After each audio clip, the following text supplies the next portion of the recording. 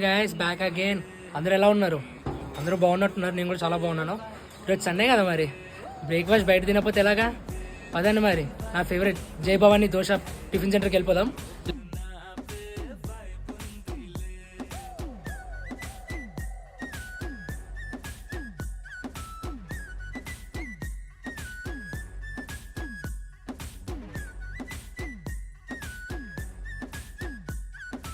Guys జై భవానీ దోశ తెచ్చేసుకున్నాం అనమాట. ఒక మసాలా దోశ, ఒక ఆనియన్ దోశ, బోండా కూడా తెచ్చుకున్నాం. బోండా క్రిస్పీగా ఉంది, అది కూడా చూపిస్తాను మీకు. ఇంకోటి గైస్, ఇది బోండా క్రిస్పీగా ఉందన్నమాట. ఓకే, దోశ తిన్నాను ఇప్పుడు. చూసారు కదా,